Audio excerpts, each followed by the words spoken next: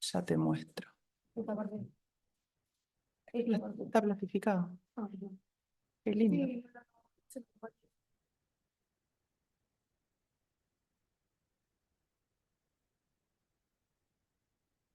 Es esta parte. Que ustedes lo que tienen es como un esquema de los complejos y no tienen, les falta el complejo 5 dibujado, no está dibujado. El 1, el 2, el 3, el 4 y el 5 estaría acá, que es el que va a sintetizar ATP. Pero sí tienen la molécula de oxígeno. Con tener molécula de oxígeno, ustedes entonces ahí lo que logran tener es la conciencia de que esto puede pasar solo en células aeróbicas. Lo que yo quiero intentar todo el tiempo es que ustedes estudien la menor cantidad de cosas de memoria, porque es mucha información para que ustedes la estudien de memoria. Todo lo que puedan relacionar con otras cosas es lo que nos va a ayudar a poder tener entonces la posibilidad de ver, bueno, qué tengo que saber y dónde está eso que yo tengo que saber.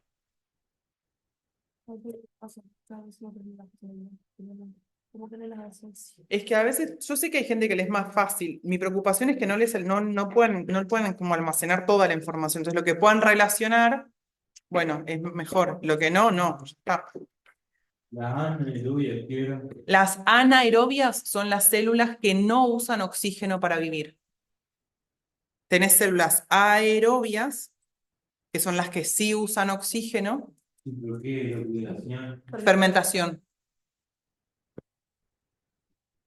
La forma que tienen las células anaerobias de generar energía es mediante la fermentación. En principio, láctica y alcohólica. Eso lo hemos nombrado, ¿no? Ujú. Pero hay más, ¿no? Sí. Tienen la propiónica también. Creo que había alguna más que ustedes habían visto.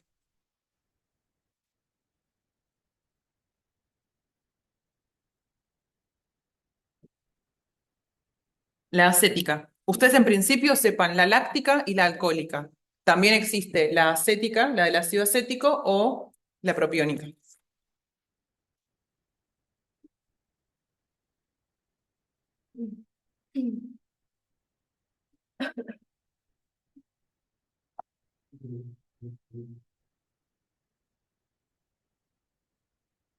Bien, no solo pasa en las células eucariotas, pasa en la mitocondria de las células eucariotas, pasa en la membrana interna. Es como que vamos cada vez más adentro. En la membrana interna de la mitocondria de las células eucariotas. Entonces, lo que yo tengo acá es la matriz. Esta es mi membrana interna, la bicapa lipídica, que parecen como fosforitos uno pegado al otro. Arriba tengo el espacio intermembrana, donde van a salir ejecutados los protones. Más arriba yo tendría la membrana externa y el citosol. Eso es para ubicarnos dónde es que esto está pasando. Y algo que es importantísimo es el orden. Esto no puede pasar de cualquier forma, porque lo que nosotros estamos teniendo acá son químicamente reacciones redox. Todo el tiempo los electrones están pasando de complejo en complejo y cuando uno gana electrones se reduce y cuando, por ejemplo, el 1 le pasa los electrones a la coenzima Q, la coenzima Q se reduce, pero el complejo 1 se oxida, de ahí viene redox. Es una reducción y una oxidación. Pero esto tiene un orden específico y estructurado. Yo no puedo armar afuera una fosforilación oxidativa en cualquier orden. ¿Qué tiene que ver el orden? ¿Por qué hay un orden? Porque cada uno de estos complejos lo que tienen es una afinidad diferente por los electrones. Si ustedes se fijan, esto sería el complejo 1, 2, 3, 4. Esto es parecido al esquema que ustedes tienen en el mapa metabólico, lo tienen así en orden. ¿Qué es lo importante? Lo que está más arriba es el que tiene menos afinidad por los electrones, tiene menos potencial redox. Si se fijan, el potencial redox era negativo acá. No tienen que saber el valor, solo tengo que entender que esto se mira de izquierda a derecha o de arriba hacia abajo y tengo que poder seguir ese orden. Siempre el que está al lado mío va a tener mayor potencial redox, va a tener más afinidad por los electrones. El potencial redox a mí me habla de qué posibilidad tiene él de reducirse. Cuando lo veíamos en química el semestre pasado, lo que hablábamos era de que en la tabla de potenciales el que tenía mayor potencial era el que se iba a reducir. Yo enfrento dos reacciones, el que tiene mayor potencial se reduce, el otro por obligación se va a oxidar sí o sí, no me queda alternativa. Entonces, acá va a pasar esto. Tengo el NADH que lo enfrento con el complejo 1. Como el complejo 1 tiene mayor potencial redox, el complejo 1 le roba los electrones y es el complejo 1 el que se reduce y el NADH pasa a oxidarse. ¿Cómo me doy cuenta que el NADH está oxidado acá? Porque cuantos más hidrógenos tiene, está más reducido. Ganar hidrógenos o ganar electrones habla de una reducción. Ganar hidrógenos o ganar electrones habla de una reducción. Acá lo tengo el cofactor reducido, acá lo tengo oxidado. Y ahí tengo que poder pensar y razonar. Si el NADH perdió hidrógenos y se oxidó, evidentemente este que ganó hidrógenos se redujo. Siempre el que está a mi derecha va a reducirse, va a tener mayor afinidad por los electrones. Químicamente, ¿qué tiene? Tiene un potencial redox mayor. Eso es importante que ustedes lo sepan. Por eso decimos que está ordenado y tiene un ordenamiento espacial que es estricto y que está definido. Yo no lo puedo modificar. ¿Por culpa de quién? Por culpa del potencial redox. ¿Qué puedo explicar? Que el complejo que está siguiente al que yo estoy estudiando seguro tiene mayor potencial redox. Por lo tanto, tiende a atraer esos electrones. Es quien se va a reducir y el otro coeficiente, el otro complejo es el que se va a oxidar. Sí o sí. Las células procariotas no hacen fosforilación oxidativa, algunas sí, pero lo hacen ahí en la membrana celular, perdida, porque no tienen mitocondria. Sí, pero no es que no hacen, algunas hacen por ahí perdidas en la mitocondria. Bueno, ya dijimos entonces, cuanto más positivo es el potencial redox, tienen mayor afinidad por los electrones, es un transportador que va a tener mayor posibilidad de reducirse, cuanto menor es el potencial redox, va a tener menor posibilidad para reducirse.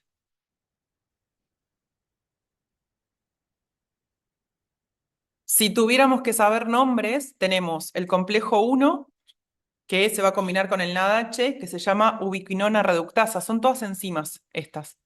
Esta es la ubiquinona reductasa. Esta es una succinato deshidrogenasa. El 3 tiene la coenzima Q, que está vinculada con él acá, y esto es una citocromo C oxidasa, que está acá. Tengo esto, esto y esto. Si todo esto es el complejo 3. Tengo las dos coenzimas y el complejo 3. La 4 también es una citocromo oxidasa. Fíjense que las que empiezan con cit son citocromos oxidasas. Capaz eso les sirve más fácil. Esto es una coenzima Q. Y el complejo 5 es una ATP sintetasa. El complejo 5 está sintetizando la molécula ATP. ¿Cómo se llama? ATP sintetasa. Y el 2. Y el 2, ustedes lo ven como succinato deshidrogenasa. Yo no sé si les van a pedir los nombres, pero es como al menos tener una idea de qué se trata. Principalmente son enzimas, eso es importante. Son todas enzimas que están vinculadas con ecuaciones redox, salvo la última que sintetiza ATP. Y por eso es una sintetasa.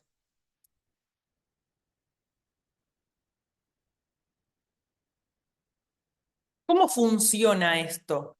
Bueno, entra el NADH. ¿De dónde viene el NADH? Del ciclo de Krebs. ¿Sí? Todo el tiempo yo tengo que pensar cómo está arrancando esto, cómo está sucediendo, qué es lo que está pasando.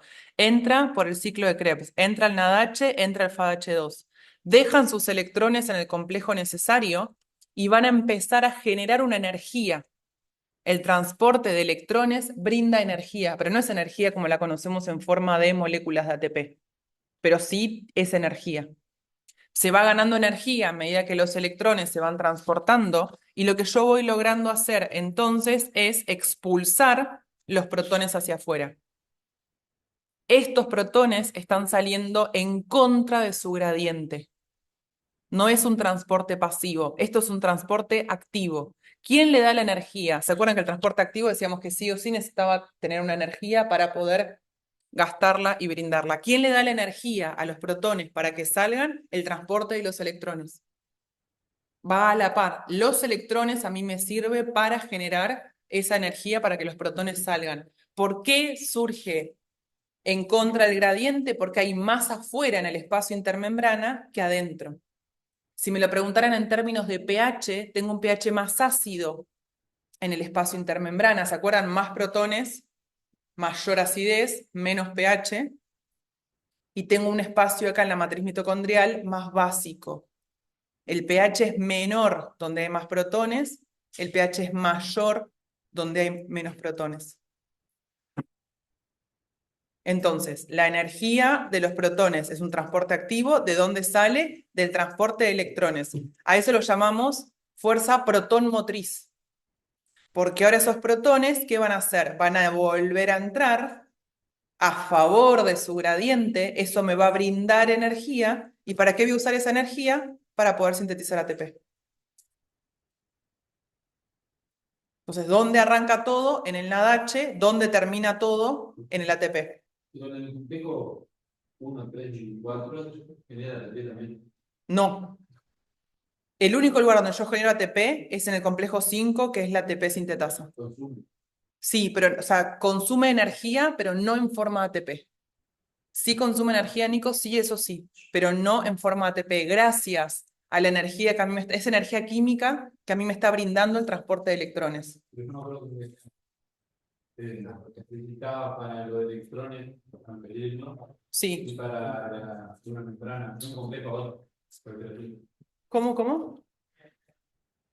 Como que usaba energía Sí, para mandar los electrones para arriba y sí, para mandar de un complejo a otro. Puede ser sí, así. sí. Por eso yo no puedo tener complejos que no estén en ese orden. Porque si yo cambio y pongo el complejo 3 adelante del 1, el complejo 3 nunca cedería sus electrones. Y esto se me murió. Y entonces cuantos más hidrógenos y sí, Ujú, los protones tipo van en contra de su gradiente. ujú. Claro, yo acá tengo mucho afuera, mucho en el espacio intermembrana, poco adentro, pero yo los protones los estoy sacando igual. Eso pasa igual. Está saliendo en contra del gradiente de concentración. Es un transporte activo. ¿De dónde sale la energía? De la fuerza que me están dando a mí los electrones.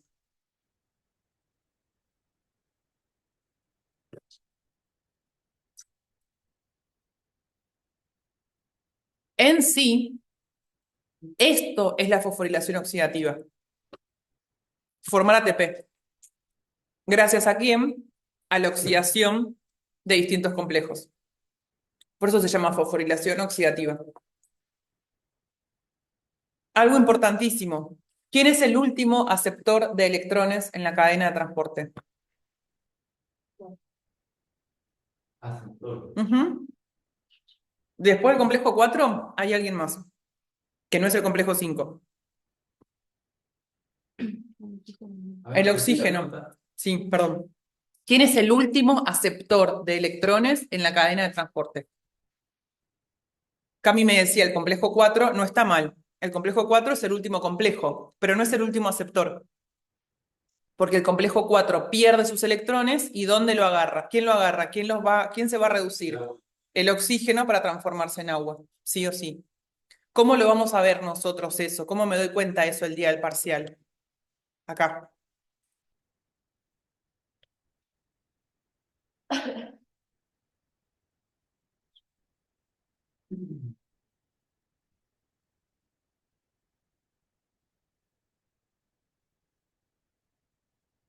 Ahí. Complejo 1, 2, 3, 4, el oxígeno. De ahí.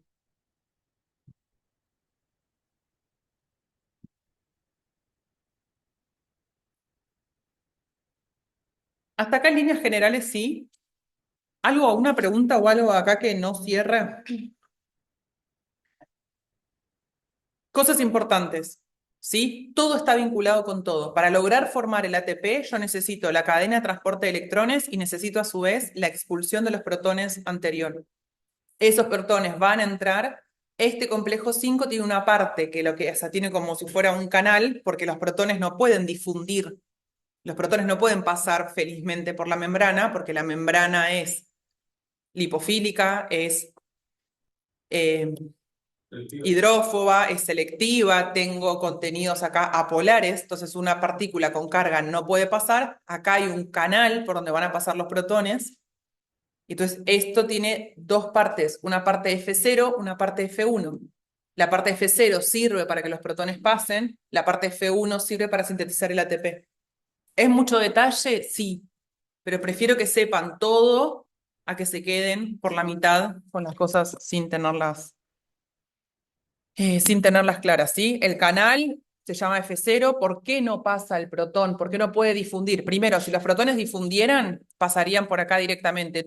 Se me volverían, se me arruinaría toda la fuerza protón motriz. Entonces no puede difundir, ¿sí? Si difundiera no serviría nada de todo esto.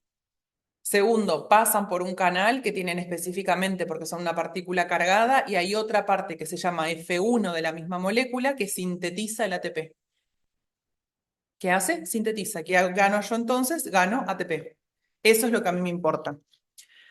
¿Qué es lo que ellos quieren que sepan? Algo que nosotros mencionamos en algún momento, creo que ustedes lo vieron en un práctico, que es la relación PO. La relación PO nos habla de cuántos moles de ATP yo formo por cuántos moles de oxígeno estoy reduciendo. Nosotros lo habíamos visto más simple y decíamos, cada NADH nos brinda 3 ATP. Cada FADH2 nos brinda 2 ATP. Bueno, el número es el mismo y ellos le dicen la relación P/O. Habla de cuántos moles de ATP yo obtengo por cada mol de oxígeno que estoy reduciendo. Eso es lo que tienen que tener ustedes en claro. Es la relación entre uno y el otro. Nada más. O sea, es muy simple. Solo habla de eso. ¿Cuántos fosfatos estoy formando? ¿Cuántos ATP estoy usando? Por cuánto oxígeno estoy consumiendo. 3-1 es para el NADH, 2-1 es para el FADH2, ¿Por qué aún porque usamos un mol de oxígeno. para nada chera de trabajo? Sí, para el NADH es 3-1, o sea, yo tengo 3 fosfatos que van a pasar a ser enlaces de alta energía, van a formar 3 ATP por cada un mol de oxígeno que se reduce, y para el FADH2 tengo 2.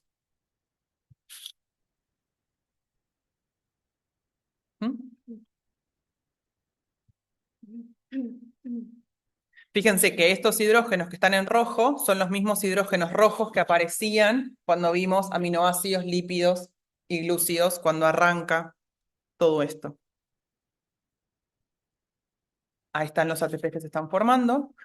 Qué lindos mis ATP. Dos cosas a tener en cuenta. Inhibidores desacoplantes. Los inhibidores lo que hacen es van a impedir el pasaje de electrones, van a afectar acá. Los inhibidores van a afectar en algún lugar de los complejos, pero van a impedir el pasaje de electrones. Si yo impido el pasaje de electrones, como consecuencia no voy a poder sintetizar ATP. Porque yo uso la energía del pasaje de electrones para que vuelvan esos protones adentro de la célula para poder sintetizar ATP. Entonces, ¿qué hace un inhibidor? No tiene nada que ver con los inhibidores enzimáticos que nosotros veíamos la otra vez que decíamos competitivo o acompetitivo. Cuando me hablan de inhibidores, son inhibidores de la cadena de transporte, impiden el transporte de electrones. Y donde yo ponga el inhibidor, todo lo que quede para atrás va a quedar detenido. Es decir, yo pongo el inhibidor acá, los electrones llegan hasta acá. A partir de acá no va a pasar más nada. Todo lo que quede por detrás, lo que todavía no pasó, va a quedar oxidado. Todo lo que quede antes que él va a quedar reducido. Donde yo pongo el inhibidor, ahí corto la cadena de transporte, todo lo que ya pasó quedó reducido, todo lo que viene por delante va a quedar oxidado. ¿Dónde puede ir el inhibidor? En cualquiera de estos complejos, porque son enzimas, entonces yo lo podría inhibir. Como no puedo generar la energía por la cadena de transporte de electrones, no puedo entonces generar el gradiente de protones que necesito y no puedo entonces sintetizar ATP. Para esto funcionan los antibióticos, los raticidas, los venenos, y la persona obviamente después se muere porque no tiene posibilidad de hacer eso. El monóxido de carbono, ¿se acuerdan que nosotros hablamos de monóxido de carbono? Es como el ejemplo clave que les doy siempre. El monóxido de carbono pasa lo mismo. Por eso la gente se termina muriendo, porque no termina pudiendo generar ATP que lo necesita después para funciones vitales básicas. No es que uno se muere solo porque no tengo oxígeno en un incendio, de un accidente, un incendio, no sé, en un accidente en un edificio que se cae o un incendio que haya en algún ambiente. Cuanto más arriba estoy, hay más gases contaminados. Están más calientes, son menos densos. Vieron que lo caliente va para arriba siempre. No sé si les pasa cuando prenden una estufa. Cuanto más arriba están más calentitos, se sientan más cerca del piso, se mueren de frío. Si yo voy hacia abajo, abajo tengo mayor cantidad de oxígeno. Es la única posibilidad que tengo en un incendio, por ejemplo, de buscar no intoxicarme tan rápido. La gente baja siempre en los edificios o en las casas, gateando o en cuclillas, porque es la forma que tienen de tener oxígeno abajo, lo frío está abajo, lo caliente está arriba. Hay inhibidores, ¿y cómo se llamaba lo otro que tenemos? Desacopladores o desacoplantes, si es lo mismo.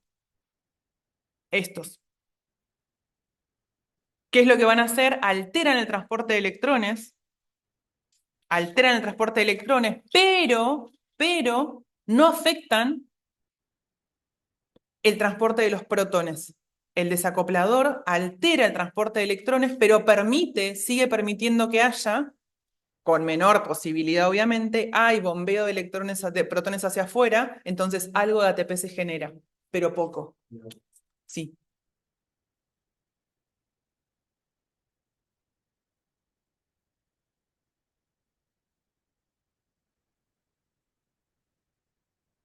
Y genera algo de ATP. Ujú. ATP se genera.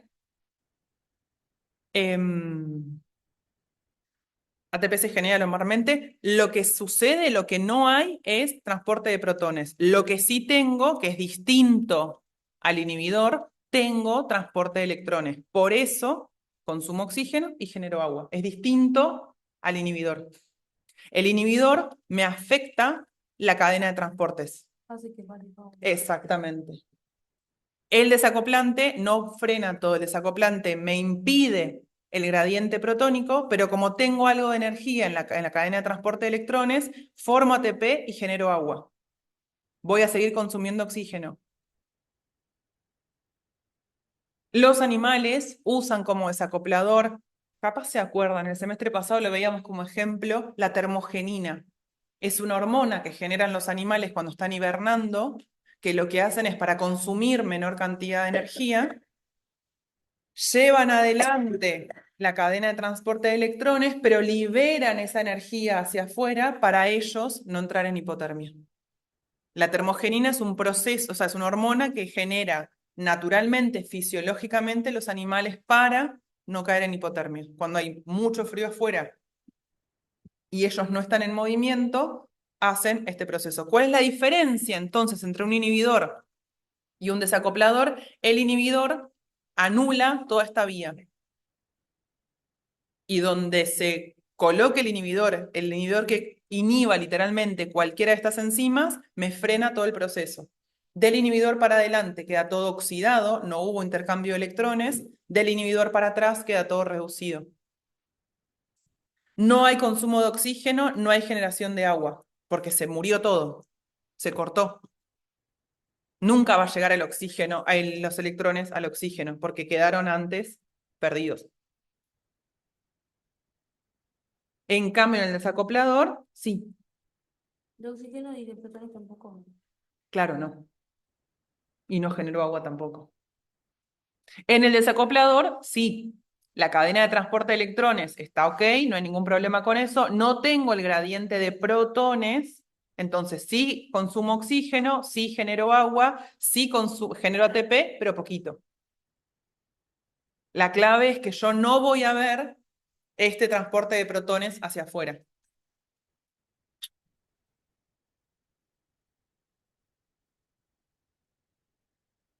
El desacoplador tiene un lo contrario a la enzima, ¿no? No disminuye la velocidad.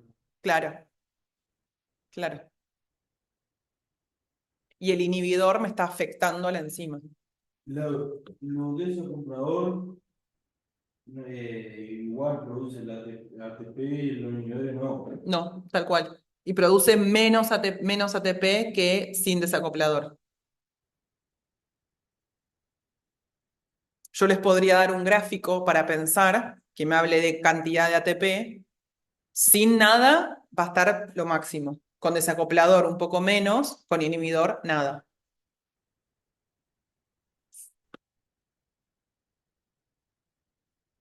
Y el consumo de oxígeno con desacoplador no hay modificación, porque el desacoplador no afecta al oxígeno. Sin nada tampoco, con inhibidor no se consume oxígeno.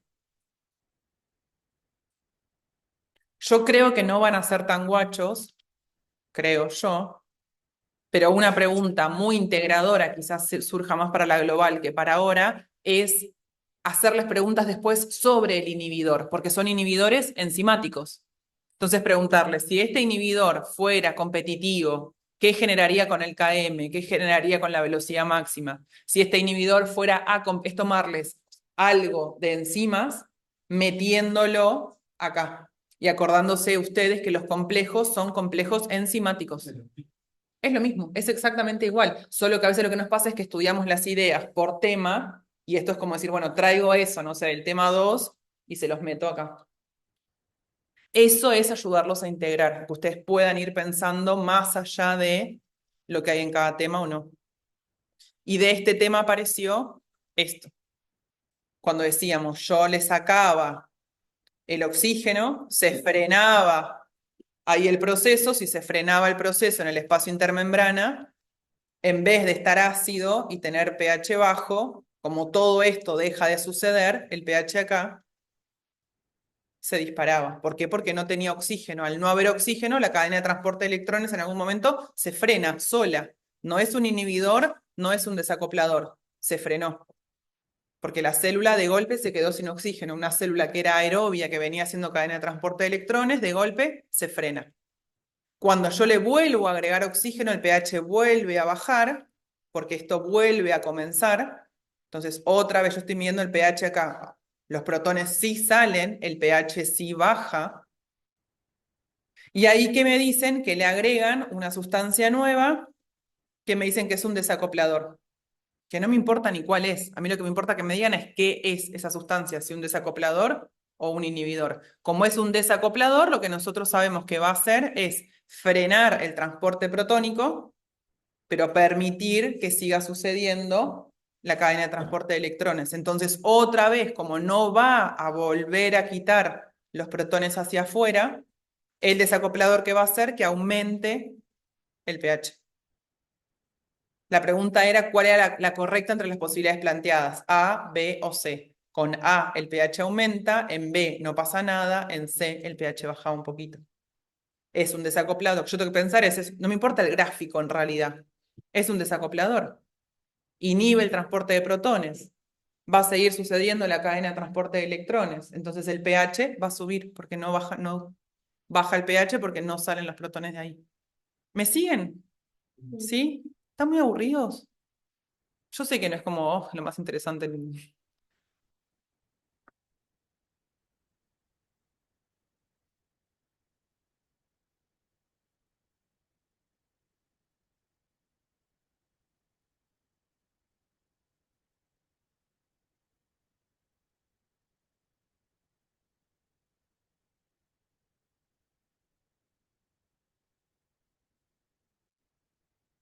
Pasamos a glucólisis. 10 reacciones, las tienen que saber. En el mapa metabólico, esto arranca acá, en glucosa. ¿Dónde termina la glucólisis? En el piruvato. Ahí termina la glucólisis. ¿Qué tipo de molécula es la glucosa? Monosacárido. ¿Y qué tipo de monosacárido? Sí. ¿Y cómo se llamaba? Exosa. Es una exosa. ¿Sí? Es una exosa. O sea que cualquier exosa va a poder entrar por acá. Cualquier exosa la voy a transformar en glucosa y cualquier otra exosa podría entrar. Lo primero que nosotros necesitamos saber es qué es lo que está pasando acá. Yo acá lo primero que tengo era una fosforilación. Acá gastaba, o sea, en cuanto arranca, yo gasto una molécula ATP. ¿Por qué gasto una molécula ATP? Porque la glucosa entra a la célula por un transportador.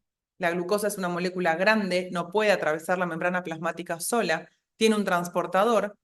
Si yo empiezo a acumular glucosa adentro de la célula, en algún momento tengo más adentro que afuera, y eso, a favor de su gradiente, se me podría escapar. Para evitar eso, le agrego un fosfato. El fosfato que hace que el canal, o el transportador, mejor dicho, no la reconozca. Cuando yo la fosforilo, cuando le agrego un grupo fosfato a la glucosa, ese transportador no la puede sacar para afuera y yo no la pierdo. Si no, la pierdo. ¿Para qué la fosforilo entonces? Para evitar que la glucosa salga. Es lo primero que yo tengo que tener en cuenta. Y es el primer punto de control o de regulación. Nosotros teníamos tres reacciones que son importantes. La 1, la 3 y la 10, dijimos. Sí o sí, las tienen que saber. ¿Por qué son importantes? Porque son las que después no son iguales en la gluconeogénesis, que es el proceso inverso. La 1, la 3, la 10. Entonces, arranco con la 1. Esta enzima es muy importante. ¿Quién es esta enzima? La hexoquinasa, con H, o la glucoquinasa. Sí o sí. Y sabes que estás perdiendo porque va de ATP a ADP. Exactamente. Sí. Y esto vos lo vas a tener, Cami, porque es tu mapa metabólico. Sí. Así que vos ahí no tenés problema con eso. ¿Cómo se llamaba esta primera parte, la primera fase de la glucólisis? Tiene dos fases la glucólisis. La fase de tal cosa, la fase de tal otra cosa. La anabolika y la catabólica. Sí. No tanto. La que gastaba y la que consumía. Sí, gastar y consumir, medio que lo mismo. La de inversión, o la de consumo, o la de gasto, o la de ganancia, o la de recuperación. Sí, sí, sí. Sí, tiene dos fases la glucólisis. Yo primero, como en cualquier negocio, primero invierto, después recupero. Sí o sí. Entonces, la primera reacción, sí, endergónica también, si querés, le podés decir. Es endergónica porque gasta energía. La primera parte es la fase de inversión. Es la fase donde yo voy a consumir ATP. Y hay que saber el nombre de la enzima de la 1, la 3, la 10, Yo, o de todo. yo creo que con que sepan esas tres está bien, porque son las más importantes. Después las otras lo que podemos es usar. La de la nueva vida, Vamos a usar el práctico, sí, yo lo que quería es usar el práctico para ver, ¿se acuerdan que en el práctico les decía mencionar dónde hay una isomerasa, mencionar dónde hay una oxidorreductasa? Que ustedes puedan identificar al menos, no cómo se llama la enzima, pero qué tipo de enzima es. Sí, eso sí. Bien, hexoquinasa con H dijimos, o glucoquinasa, que, ¿cuál es su sustrato? Siempre lo que está a la izquierda es el sustrato, lo que está a la derecha es el producto de esa enzima. El sustrato es la glucosa, el producto es la glucosa, sí, la glucosa 6-fosfato. Si a mí me dijeran, pregunta abierta, hexoquinasa, es la enzima que regula catalíticamente la primera reacción de la glucólisis. Su sustrato es la glucosa, su producto es la glucosa 6-fosfato. Estamos diciendo lo que sabemos en palabras más lindas, ya lo saben todo esto. Es una reacción irreversible, necesita el consumo de ATP. Ahí es re. No, es irreversible. Que sea roja, tres reacciones irreversibles. que sea roja porque no puede volver para atrás.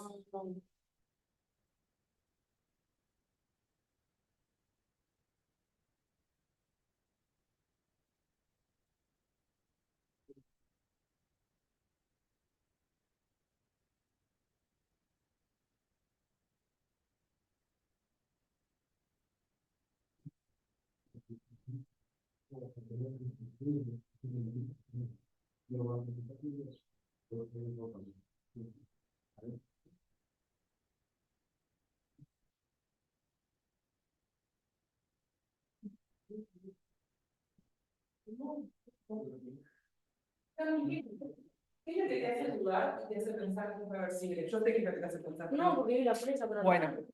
fíjate que la flecha, no, pero está bien. La flecha para atrás, ¿qué tiene diferente? Es roja. Esa flecha a nosotros nos va a dar la pauta de que no es una reacción que va y vuelve, sino que la flecha roja es otro tipo de reacción. No está mal lo que vos pensás, solo necesito, Claro, comparado con adelante, sí, sí. comparado con cualquiera de las otras, Claro. y esta ni siquiera tiene para atrás roja.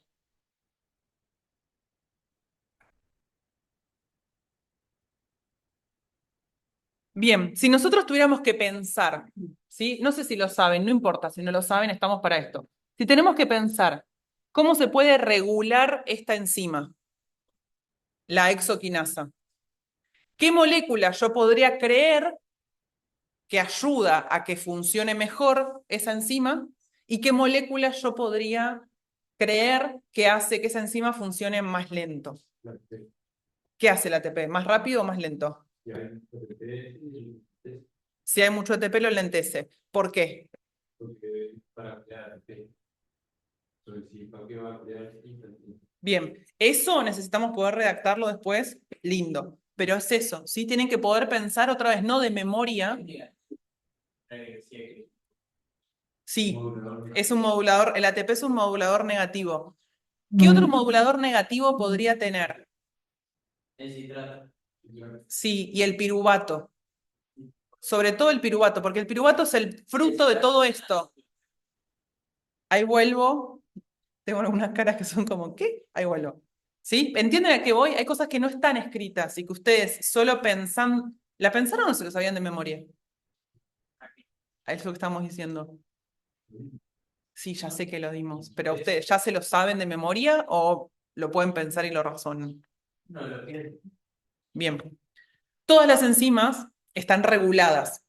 Decíamos la semana pasada, tiene distintos tipos de regulación. Regulación covalente, tarda mucho, o regulación alostérica, que yo le agrego algún componente y eso hace que funcione mejor, es un regulador positivo o un modulador positivo, o peor y es un regulador negativo o un modulador negativo. O lo regula alostéricamente negativamente, se dice. En general, lo que a nosotros nos ayuda es poder pensar que las enzimas, ¿qué va a entusiasmar o qué va a estimular a esa enzima cuando hay mucho sustrato?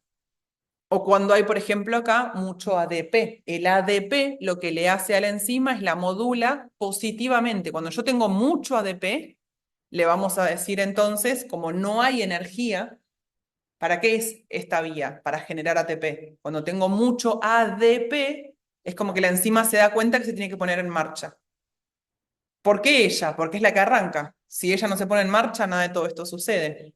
En cambio, cuando hay mucho ATP en el cuerpo humano, no sé, me voy a dormir. Si yo me voy a dormir, la exoquinasa se va a dormir conmigo. No va a estar generando glucólisis mientras yo duermo, porque el cuerpo no va a necesitar un cierto consumo de ATP.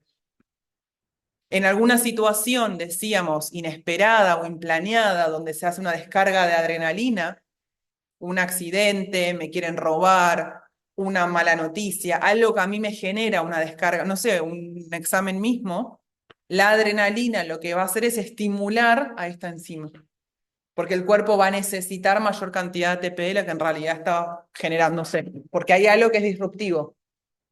Tengo que salir corriendo porque me están por afanar, bueno, salgo corriendo, necesito un mayor consumo de energía al que yo estaba planeado. Entonces, las enzimas se regulan, decimos, alostéricamente. Bien, esa es mi reacción 1.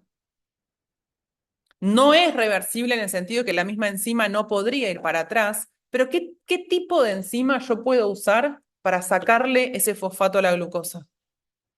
¿La quinasa, la fosforila? No.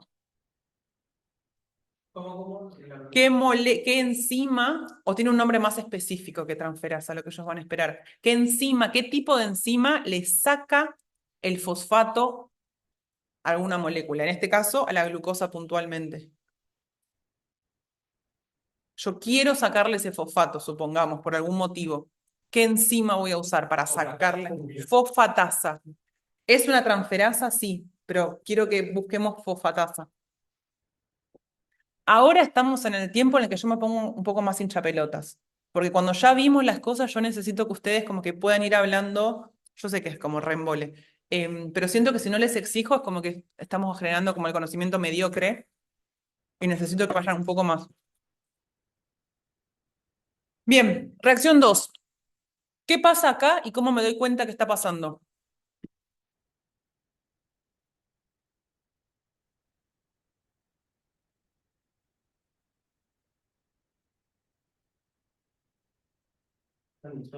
¿Por qué?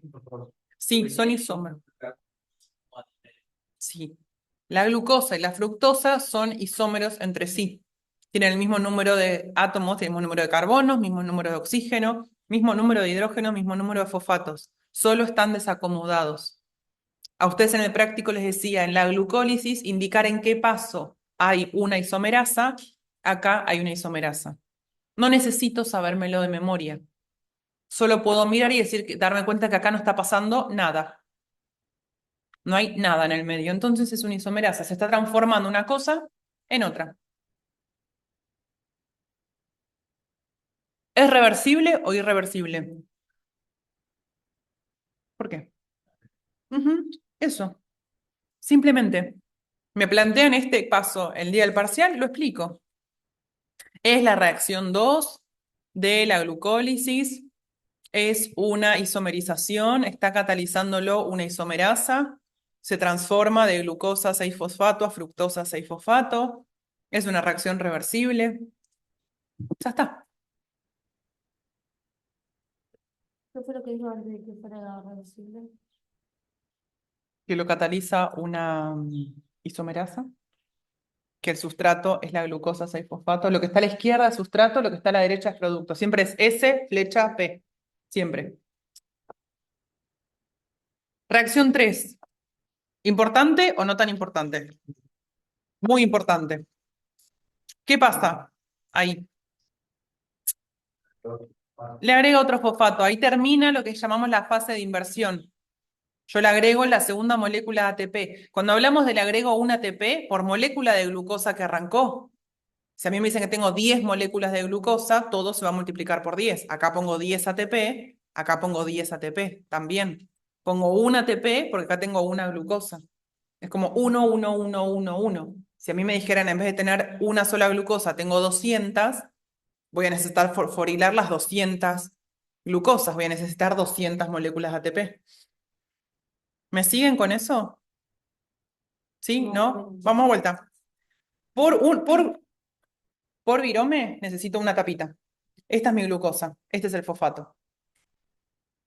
Por una molécula de glucosa necesito en principio un ATP. Pero si yo traigo en vez de una virome 30 viromes, 30 tapitas, lo mismo. Si en vez de una glucosa traigo 100 glucosas, necesito 100 moléculas de ATP acá. Y acá voy a necesitar otras 100 moléculas de ATP. Y ahí le agrega. Sí, de acá, fíjate que el nombre Cami es de fructosa 6-fosfato a fructosa 1,6-fosfato. Tenía el fosfato en el grupo 6, ahora tengo el fosfato en el grupo 1.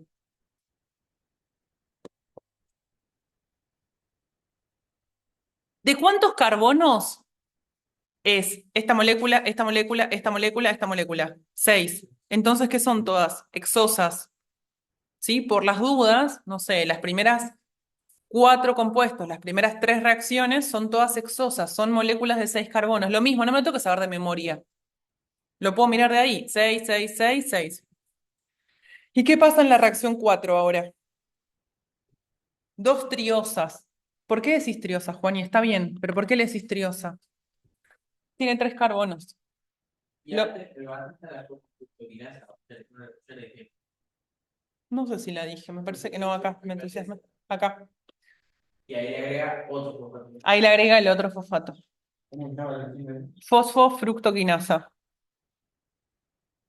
Como que F agrega es la FFQ1, porque es la fosfofructoquinasa 1.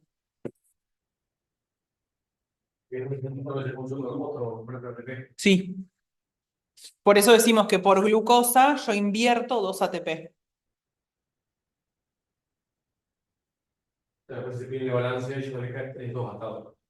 Exactamente.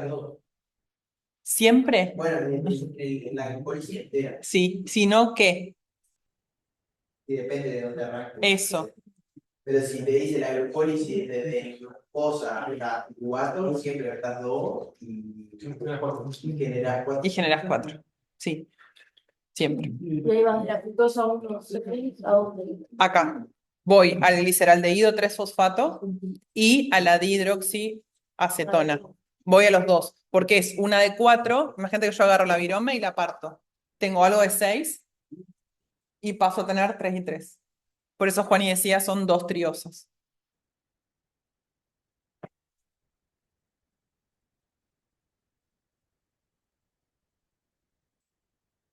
Y si se fijan, la dihidroxiacetona, el 3-fosfato, no le pasa nada, no hace nada, pero porque se transforma en la gliceraldehído 3-fosfato.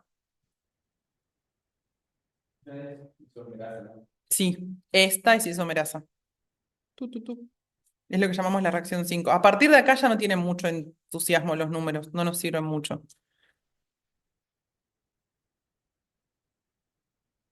La óxido reductasa está abajo. Esta. Ah, porque en el parque pusieron marcados. Y le pusimos yo. ¿Y por qué le pones? ¿Por qué dirías esa? Porque se oxida ahí, digamos, del lado H al lado. Ujú. Sí, porque ves este cambio. Este cambio es tu alarma para decir esto es una oxidorreducción, ya está. Si vos me preguntás a mí con los ojos cerrados qué reacción está catalizada por una oxidorreductasa, yo no lo sé. De memoria no me lo sé. Me acuerdo la 1, la 3 y la 10, eso segura. Pero si miro la glucólisis, ahí digo, ah, bueno, sí, acá. Nico lo decía, esta reacción está regulada otra vez por una isomerasa. ¿Se acuerdan que de una hexosa paso a 2 triosas y una de estas triosas se transforma en la otra también? Por eso yo a partir de ahora paso a tener 2 de cada cosa. 2 gliceraldehído, 3-fosfato, 2,1,3-bifosfoglicerato, 2-fosfonolpiruvato y obtengo 2 piruvatos como producto final. No lo muestra, pero yo lo tengo que poder razonar que a partir de abrirse paso a tener el doble de toda la cadena de la flecha izquierda. Entonces, se rompió en 2 triosas. O hay una isomerasa que me regula esta transformación. Acá tengo una oxidorreductasa. Del gliceraldehído 3-fosfato al... Voy a tener acá una oxidorreductasa. Les iba a decir algo. Que a partir de acá no hay una sola reacción, porque por ejemplo acá yo tengo más de una reacción, porque de hecho fíjense que aparece, acá tengo un fosfato y acá le aparecen 2 fosfatos, porque dice 1,3-fosfato, pero no lo estamos, ya no los estudiamos con tanta voluntad. Por eso aparece acá el fósforo inorgánico. No hay consumo de ATP, pero sí para que sepan que acá hay 2 reacciones juntas. ¿Qué es lo que necesitan saber ustedes conceptualmente? ¿Qué pasa? Hay una oxidorreducción porque tengo el NAD que pasa a NADH. Para este lado se reduce, para este lado se oxida. Ese NAD y ese NADH. Y en algún momento, evidentemente, gana un fosfato en el carbono 1. Acá tiene solo en el 3 y acá me dice que tiene en 1 y en 3. Acá hay 2 reacciones juntas. Y acá también tengo reacciones juntas. Por eso nosotros ya no le damos tanta bolilla a los números en esas, porque son más de una reacción, no nos interesa saber qué es lo que está pasando, solo entender qué sucede. Yo acá estoy ganando un ATP y en el fósforo, el piruvato, ahí sí, es la última, es la 10, el otro punto de control que yo tengo y gano la otra molécula de ATP.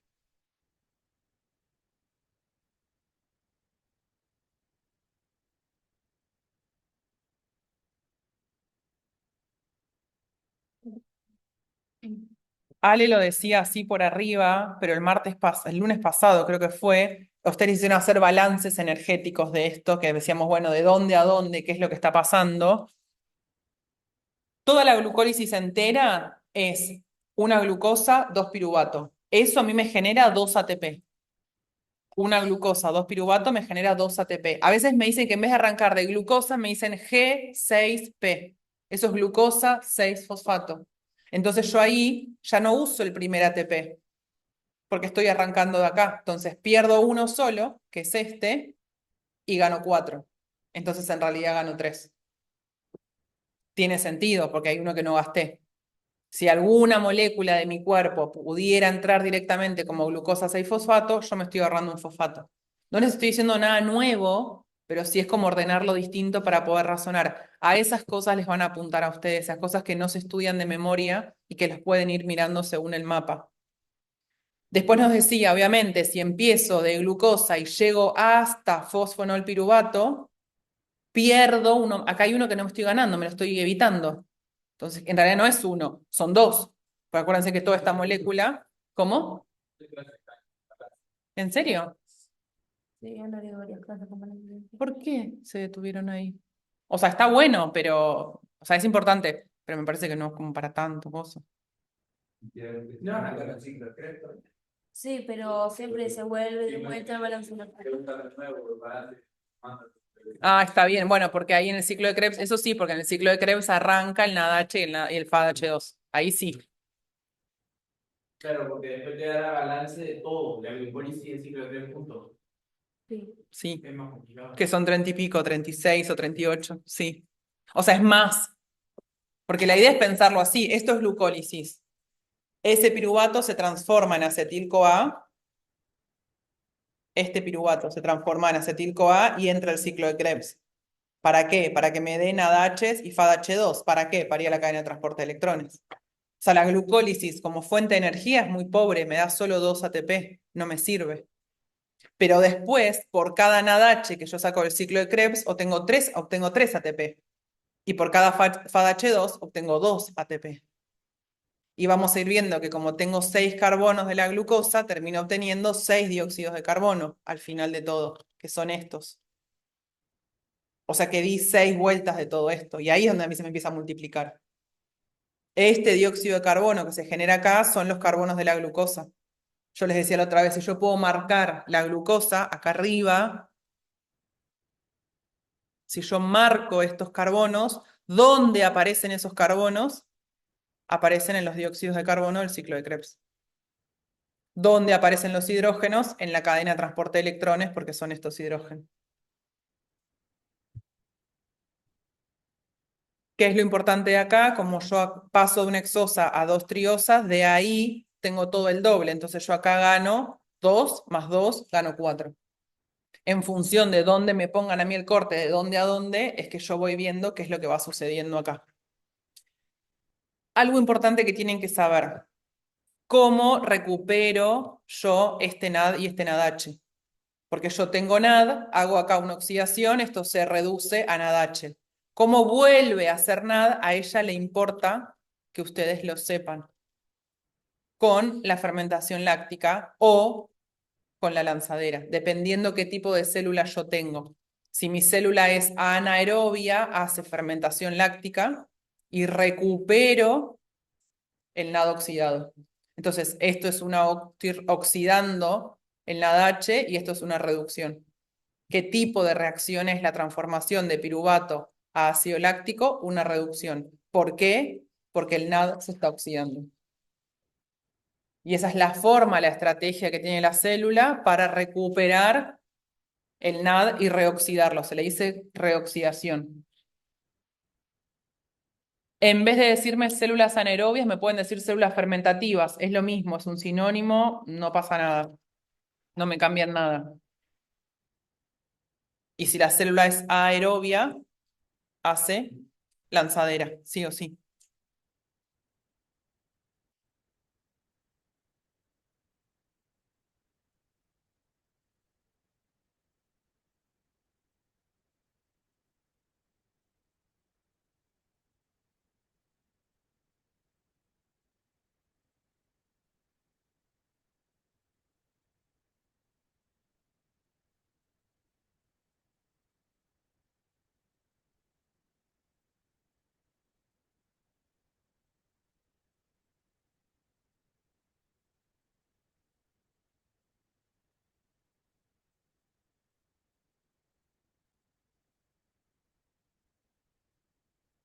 Si miramos esto, ¿tengo forma de saber qué célula es aerobia y qué célula es microaerobia o anaerobia?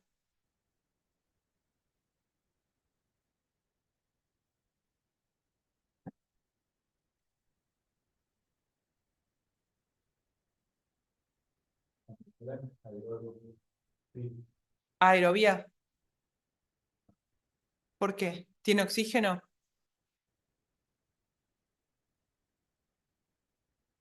Para mí, Pero como que sea más no es aerobio, porque está lactato. Y cuando era aerobia, Yo creo que es aerobia, pero era cuando no tenía. Cuando aparece el lactato, ¿qué hace la célula? y como que va del igual para la cantidad No hay fermenta. No hay lanzadera y entonces fermenta y entonces es aerobia o anaerobia. Anaerobia. Si es fermentativa, es anaerobia, sí o sí. Pero ahí no hay ninguna. No, por eso dice microaerobio en realidad. Y lo mismo que No, ahí voy a eso, pero lo primero que yo quiero que ustedes puedan darse cuenta de la presencia del lactato y el aumento del lactato a mí me muestra que hay una fermentación, sí o sí. Y ahí no hay. Ahí no hay oxígeno, o hay poco oxígeno al menos. ¿Por qué podemos decir que habría algo de oxígeno? Porque yo veo, ¿sí? Que no es que todo el lactato se está generando. ¿Es microaerobio en realidad? Porque tiene un poco, ¿me podrían decir anaerobio? Sí, también. ¿La glucólisis la va a generar igual? Sí, glucólisis hacen todos, sí o sí. Glucólisis hacen todas mis células, sean aerobias o sean anaerobias. Hay algunas bacterias que les llamamos facultativas, que a veces usan oxígeno y a veces no. Es como que lo que les pinta. La clave del gráfico está en ver cómo aumenta la concentración de lactato. Yo ahí puedo saber qué es lo que está pasando en el músculo. Evidentemente acá hay o es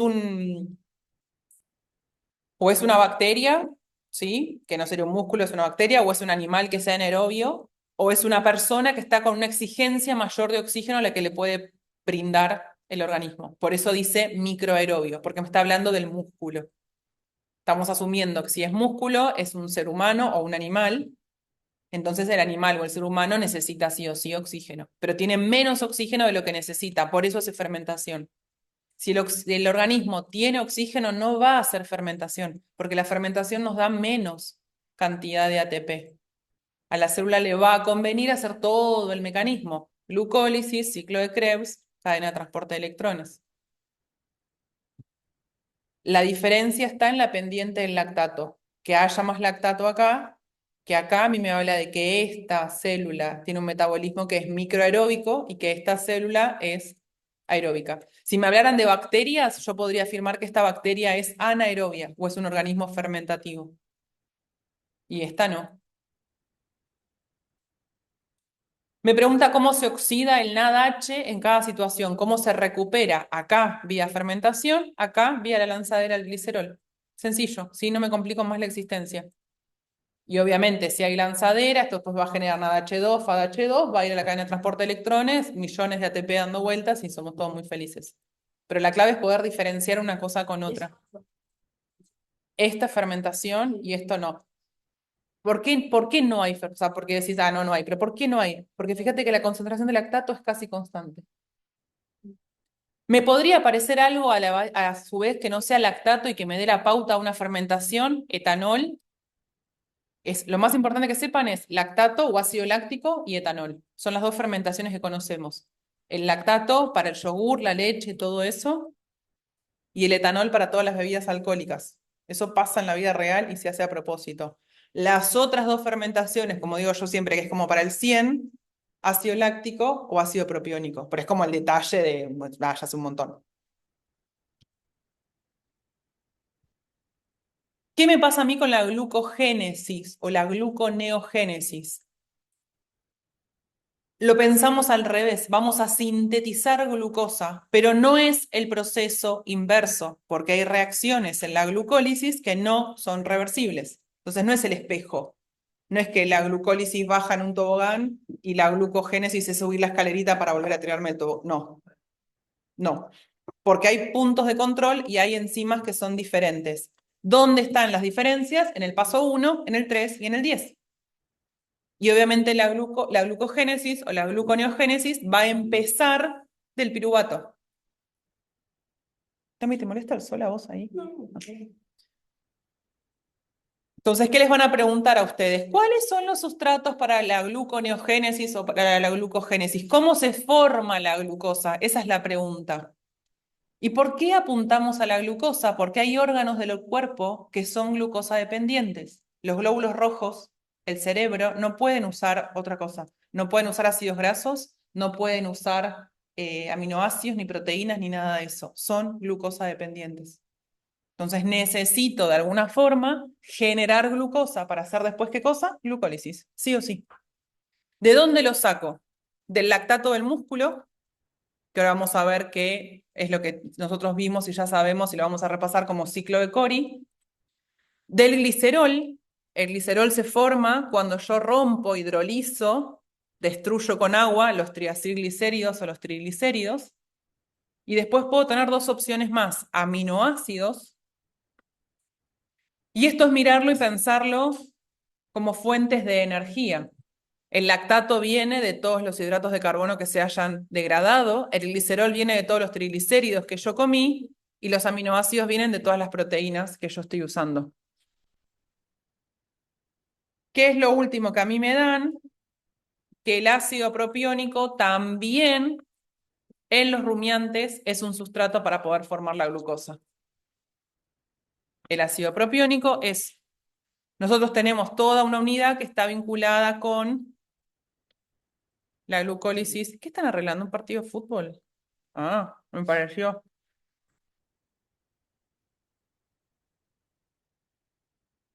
Nosotros teníamos, ¿dónde está? Acá. Vamos a ver más adelante el metabolismo de la glucosa específicamente para rumiantes. Por eso les muestra a ustedes, aunque ahora no me importa, que el ácido propiónico de la fermentación propiónica sirve como sustrato para la gluconeogénesis. Lactato, glicerol, aminoácidos, ácido propiónico.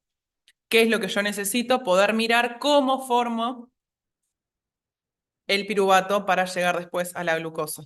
Igual ya vimos algo de cómo se generan. ¿En los rumiantes? Qué bien. Mejor.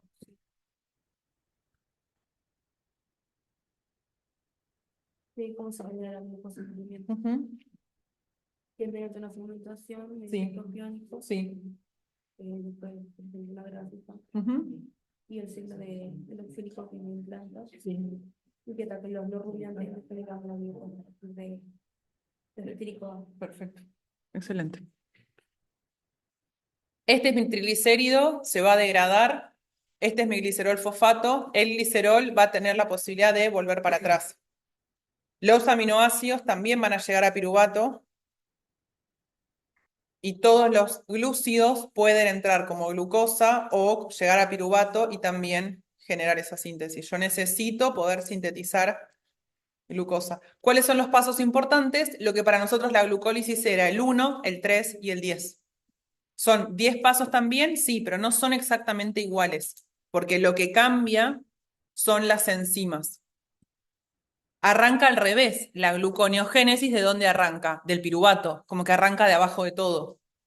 Y para pasar a fosfonolpiruvato, esto es el PEP que nosotros teníamos en el mapa, nosotros cuando vimos antes, decíamos, bueno, de piruvato, yo llegué a piruvato como desde el fosfonolpiruvato. Acá. Este es mi último paso. Para la gluconeogénesis yo no voy a hacer un solo paso, voy a hacer dos pasos. Primero voy a transformar en oxalacetato, después voy a transformarme en fosfonolpiruvato. Eso a mí me da la pauta de que no es la reacción inversa, sí o sí. ¿Qué es esto? El piruvato lo paso a oxalacetato, de ahí hay una carboxiquinasa y llego a fosfonolpiruvato. Lo que antes era la reacción 10, que era un solo paso, ahora son dos pasos para volver para atrás. Y ahí arranca la gluconeogénesis. Al oxalacetato y después. A fosfoenolpiruvato, PEP. Vos en el mapa metabólico lo tenés como PEP. Y el oxalacetato lo tenés como OAA. A eso se lo llama como rodeo metabólico. Esto. En vez de hacer un solo paso, por eso tiene dos flechas, son dos pasos distintos. Hay dos enzimas ahí en el medio. Este es el primer paso importante. Después tengo este paso importante, que es una fosfatasa. El paso 3 era donde yo pasaba de fructosa 6-fosfato a fructosa 1,6-difosfato. Acá había una quinasa, ahora hay una fosfatasa, porque no es la misma enzima. Voy de vuelta. En el paso 3 yo tenía la fosfofructoquinasa 1, la FFQ1, era mi paso 3. De fructosa 6-fosfato a fructosa 1,6-difosfato. Para volver para atrás es otra enzima, es una fosfatasa. Le estoy sacando un fosfato, nada más. Solo tengo que tener en cuenta eso. Pero que no sea la misma enzima, a mí me habla de que la reacción no es reversible. Por eso hay otra enzima que está interactuando ahí. Desde PPC al glicerol. No, más arriba. Desde la Ah, sí, ahí. pero esto es la otra. Claro. Yo tengo acá para acá. Sí. Estoy volviendo yo ahora. Ah, es un 3. Claro, el 3 que era antes, ahora este para mí. Para acá hay una quinasa, para acá hay una fosfatasa. Adiós. ¿Qué te importa? Y lo que antes era el paso 1, que era una quinasa, hablamos la exoquinasa, la glucoquinasa, bla, bla, bla, bla, bla, bla, ahora es una fosfatasa. Claro, el 3. En el 3 y en el 1 pasa lo mismo. Solo que la enzima es diferente. En el paso 3 ahora es una fructosa bifosfatasa. En el paso 1 es la glucosa 6-fosfato-fosfatasa. O sea, el número es el mismo, pero va al revés. Claro, o sea, le decimos 3 porque es la 3 de la glucólisis en realidad. No contamos en la gluconeogénesis número de reacciones. Y el 3 de acá, me parece bien.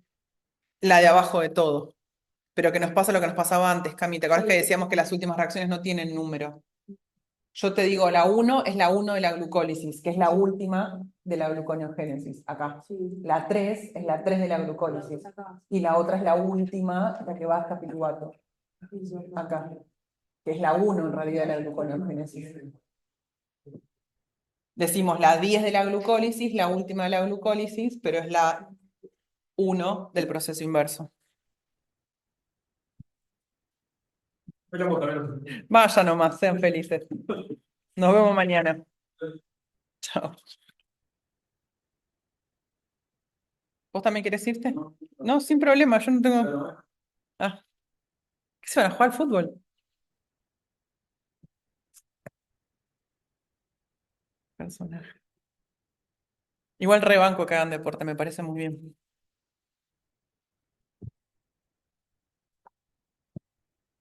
Tienen que saber las enzimas que controlan este proceso. La glucosa 6-fosfato, fosfatasa. Te está regulando el proceso inverso del paso 1 de la glucólisis. Acá, lo primero. Ah, es de la glucosa. Y de fructosa 6P a glucosa 6P no hay nada. No. Es la misma. Para, Nico, ¿qué me preguntas vos? Glucosa. La última enzima de la glucólisis es una fosfatasa. Sí.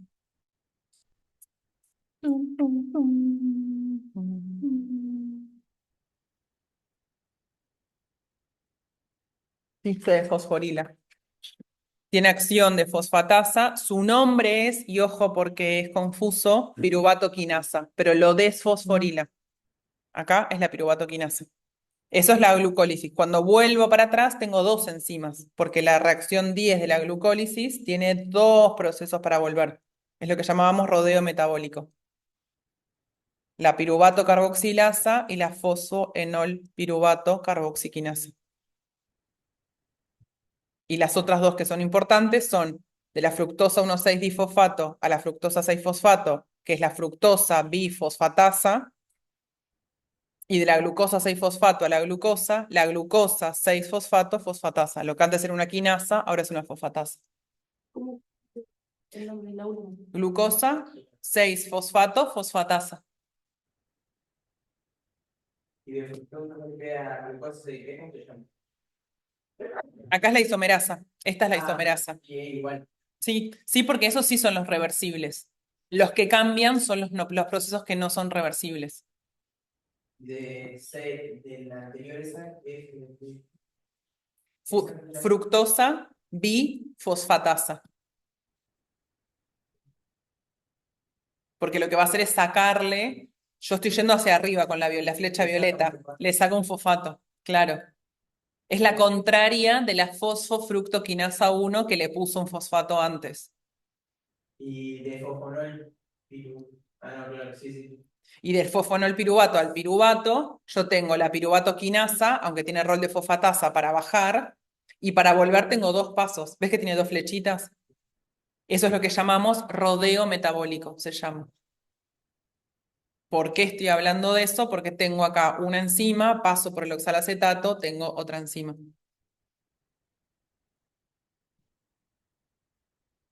Esto es lo que a nosotros nos... Si a mí me preguntaran por qué el proceso de la gluconeogénesis no es la inversa o no es la reversa de la glucólisis, porque tiene otras enzimas. No puede ser algo opuesto, si tiene otras enzimas, porque los pasos no son los mismos. Yo no voy de piruvato a fosfonolpiruvato directo, primero paso por oxalacetato. Y ese lo tenemos que ver, Sí, tipo el oxalacetato. sí, sí. O sea, así como vos sabes la 1, la 3 y la 10 de venida, tenés que hacer las opuestas de esas de vuelta. Claro. Sí.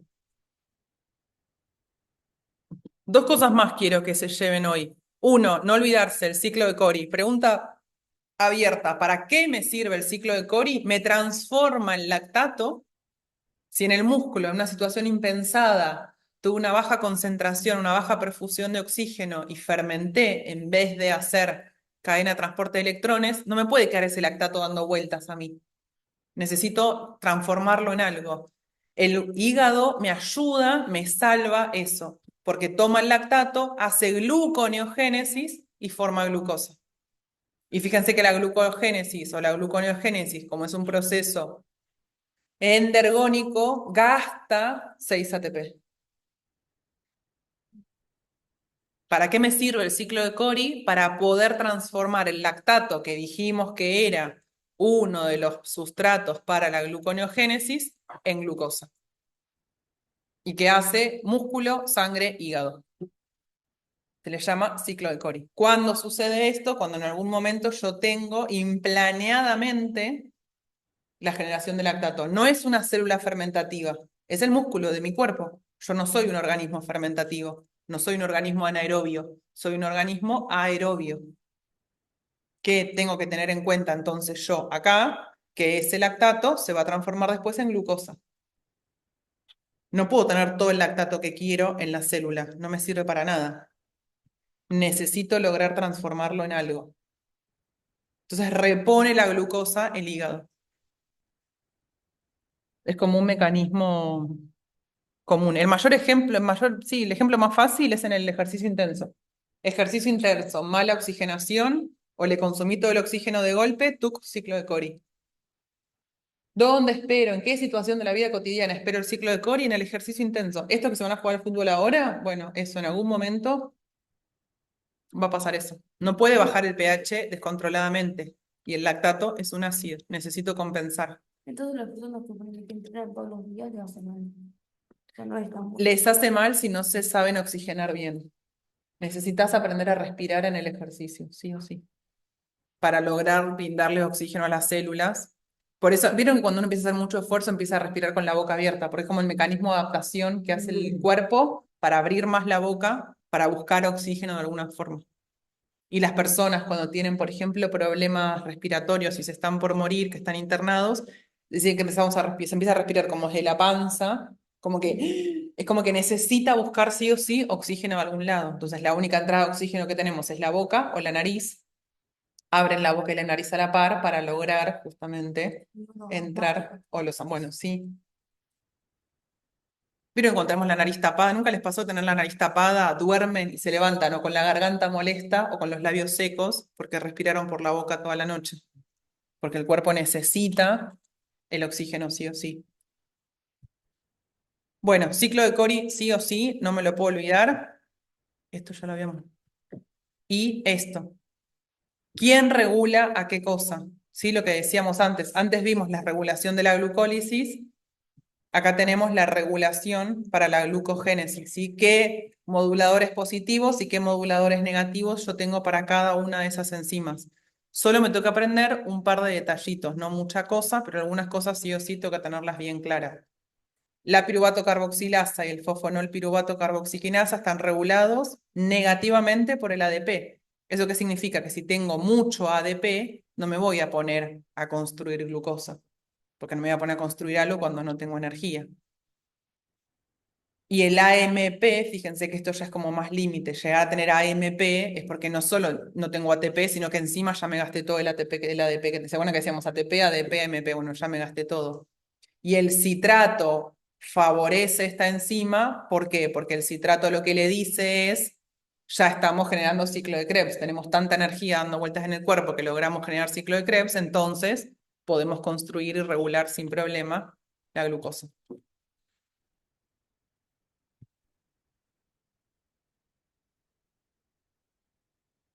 Y ahí ya empieza el ciclo de Krebs. Mañana yo quiero empezar a estudiar con ustedes ciclo de Krebs. Ciclo de Krebs, vía de las pentosas, y ya no queda.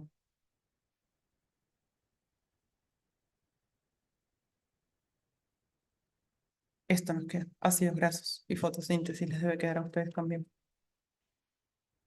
Sí, porque ahora hemos visto, en teórico hemos visto algo de los rumiantes, o sea, de la glucosa en los rumiantes. Claro, estamos acá. Deben haber visto ciclo de Krebs, glucogénesis. Ayer, el práctico de mañana va a ser del ciclo de Krebs. Y ahí ya después arrancamos de vuelta. ¿Vieron ciclo de Krebs la semana pasada? Bien. Lo que mañana, si mañana ven que en el práctico